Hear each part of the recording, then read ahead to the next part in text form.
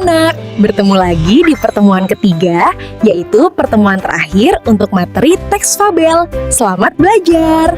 Di hari ini, kita akan menulis teks fabel lengkap dari kerangka yang sudah disiapkan sebelumnya. Pembahasan pertama adalah langkah-langkah menulis teks fabel. Menulis fabel berarti menyusun cerita tentang karakter hewan yang berperilaku seperti manusia dan menyampaikan pesan moral. Untuk menghasilkan tulisan yang koheren, menarik, dan terstruktur, siswa perlu mengikuti langkah-langkah berikut. Pertama, tentukan ide ceritanya. Sebelum menulis, tentukan terlebih dahulu tokoh hewan, sifat tokoh. Dalam cerita ini, kita akan melihat sifat-sifat karakter, memahami permasalahan utama yang muncul, dan menemukan pesan moral yang bisa kita ambil pelajarannya. Yang kedua adalah menyusun kerangka fabel.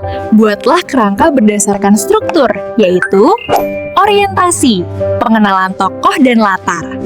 Komplikasi adalah masalah yang muncul, resolusi adalah penyelesaian masalah, dan koda adalah pesan moral.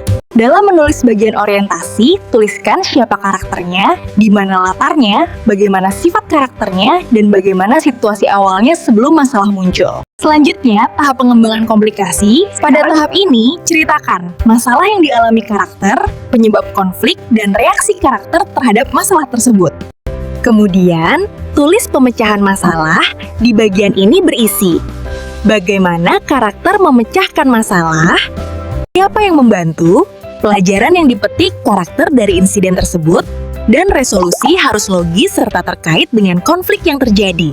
Kemudian, tuliskan pesan moral, yaitu akhiri fabel dengan pesan moral yang jelas.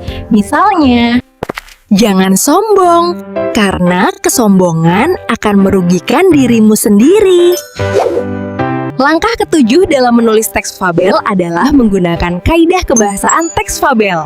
Saat menulis, pastikan untuk menggunakan unsur kebahasaan fabel. Unsur kebahasaan fabel terdiri dari 1 kata kerja aksi, 2 kalimat langsung, 3 kata sandang si dan sang, dan 4 konjungsi urutan waktu. Langkah ke-8 adalah menyunting teks fabel. Kita perlu memeriksa ejaan dan tanda baca. Selanjutnya, perbaiki kalimat yang belum jelas, lalu pastikan pesan moral tersampaikan, dan cek apakah strukturnya sudah lengkap. Pembahasan selanjutnya adalah unsur-unsur yang harus ada dalam penulisan teks fabel, yaitu tema, latar, tokoh, penokohan, konflik, pesan, sudut pandang yang digunakan penulis. Memasuki diskusi terakhir, yaitu langkah-langkah mengedit teks fabel. Pertama, baca kembali fabel secara keseluruhan. Fokus pada pemahaman alur dan karakter. Yang kedua, tandai bagian yang perlu dikoreksi seperti kosakata, struktur, atau tanda baca. Ketiga, tingkatkan struktur cerita. Keempat, tingkatkan kalimat dan pilihan kata. Kelima, ejaan dan tanda baca yang benar. Keenam, jelaskan pesan moral. Dan terakhir, baca kembali hasil perbaikannya.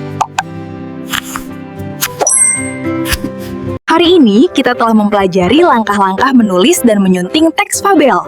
Dengan demikian, rangkaian pembelajaran mengenai teks fabel telah selesai. Terima kasih atas perhatian dan partisipasi Anda.